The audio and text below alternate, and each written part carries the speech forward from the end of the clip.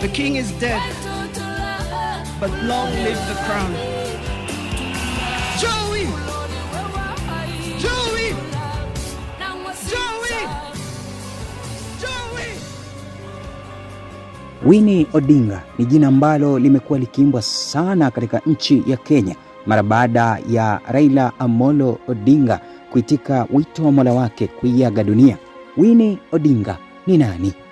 Leo nitakupa simulizi yake kuhusiana na maisha yake mpaka siasa. Winnie Imgad Odinga, anayejulikana pia kwa jina la utani Kazi, ni mwanamke jasiri wa siasa, teknolojia na biashara kutoka Kenya.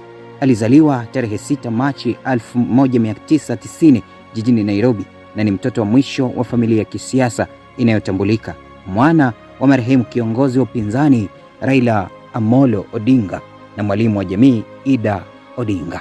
Winnie alikulia nyumbani kwa familia ambayo ilimwilisha harakati za kisiasa na maadili ya kujitolea. Alianza elimu yake msingi katika shule ya Rusinga School. Baadaye akajiunga na Brookhouse International School kwenye elimu ya sekondari. Baadaye alienda Marekani na kupata shahada ya bachelor ya masomo ya biashara ya kimataifa na mawasiliano ya shirika, yani International Business and Corporate Communication. Akarejea Kenya na kupata MBA kutoka United States International University, Nairobi. Baada ya kuhitimu, Winnie alijiingiza kwenye shughuli za kisiasa akiwa upande wa baba yake. Alipata nafasi ya kuwa msaidizi wake wa karibu, kushiriki kwenye kampeni na kuelekeza mikakati ya mawasiliano. Katika mwaka wa 2008 alianza kampuni ya ushauri wa mawasiliano Brick House Council Nairobi. Kampuni hiyo imehusika kwenye kampeni za kitaifa na za kimataifa na ikawa jukwaa la ushindi wa kijana katika siasa na biashara. Mnamo Novemba mwaka 2022, Winnie Odinga alichaguliwa kuwa mbunge wa East African Legislative Assembly akiwakilisha Kenya. Kupitia nafasi yake amejikita katika masuala ya mabadiliko ya kidijitali, sote ya vijana na ushirikiano wa kikanda. Winnie Odinga amekuwa akisisitiza umuhimu wa teknolojia na usawa wa kidijitali kama sehemu ya mustakabali wa vijana ya Afrika.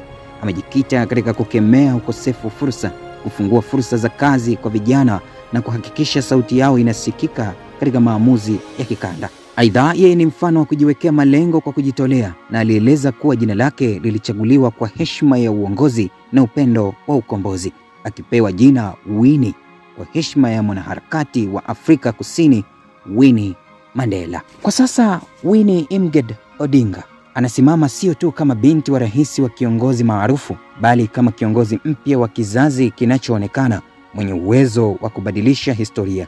Safari yake inaendelea na historia inatayarisha anga ya mambo makubwa kwa Afrika ya siku zijazo.